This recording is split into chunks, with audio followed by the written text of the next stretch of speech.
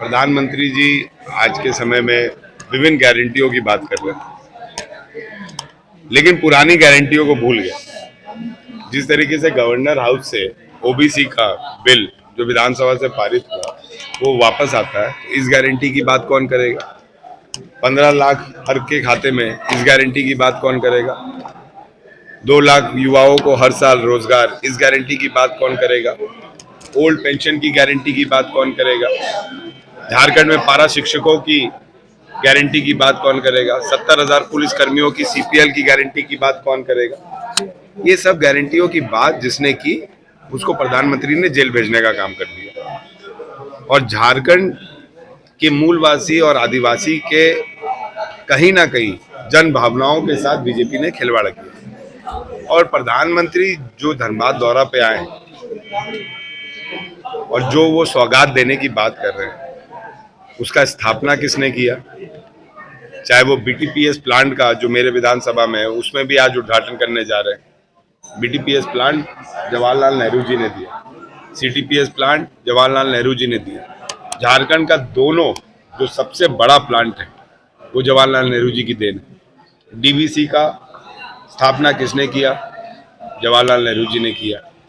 तो प्रधानमंत्री जी कांग्रेस के दिए हुए चीजों को या फिर बेच के सौगात देते हिंदुस्तान को, या फिर उन्हें एनपीए में डालकर वापस सेंट्रल का पैसा देकर उसी इंफ्रास्ट्रक्चर को बेस बनाकर वो काम करते हैं।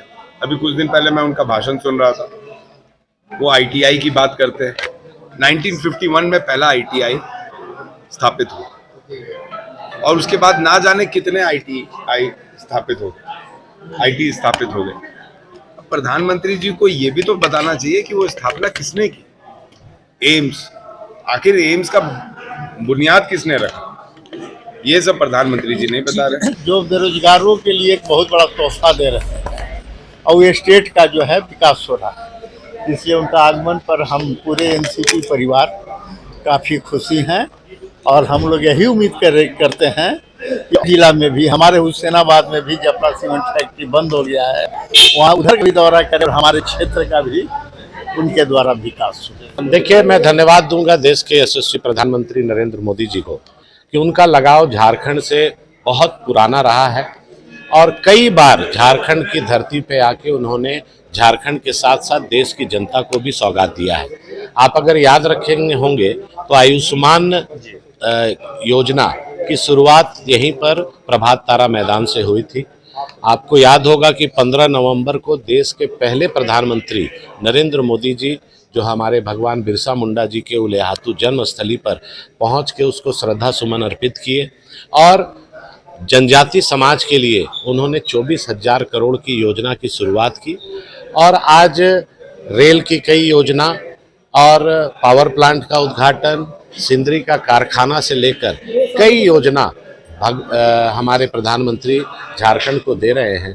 विपक्ष के लोगों को कुछ करना नहीं है, उनको केवल बात बनाना है। और अगर आप गरीब किसान महिलाओं के लिए भी देखेंगे तो जमीन पर केवल केंद्र सरकार की और मोदी जी की योजना दिखती है, चाहे घर घर शौचालय हो, चाहे बिजली हो, हर घर नल हो और अनाज हो प्रति व्यक्ति 5 किलो, तो सभी मामले में केंद्र सरकार की ही योजना झारखंड के लोगों को मिल रही है। और ये सरकार से न पहले भी उम्मीद थी, न भविष्य में भी उम्मीद है। पता नहीं प्रधानमंत्री मुख्यमंत्री जो कार्यक्रम कर रहे हैं, संयुक्त रूप से मुख्यमंत्री भी उसी पटल पर हैं, तो उसके गवाह हैं वो खुद। मुझे लगता है कि अगर ऐसी बात है तो पटल में अपनी चर्चा कर लेंगे। वो राज्य को सौगात देने के लिए पीएम साहब आए।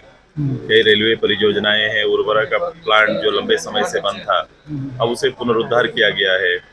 इसके साथ साथ कई अन्य उद्घाटन और कई नई योजनाओं को की सौगात झारखंड को देंगे। अधिकतर रेल परियोजनाएं की है, तो मैं ये झारखंड के लिए तो एक अवसर है जब प्रधानमंत्री जैसे बड़े पद के लोग आते हैं और ऐसे प्रधानमंत्री जो डेवलपमेंट पर फोकस है जिनका, तो निश्चित रूप से ये उनकी सोच हो सकती है। उनकी सोच में चूंकि कांग्रेस या फिर इस जो गठबंधन है झारखंड मुक्ति मोर्चा डेवलपमेंट की परिभाषा तो जानते नहीं है, इसलिए ये उनकी नीयत जो है और नियति जो है उसी आधार पर बात करेंगे।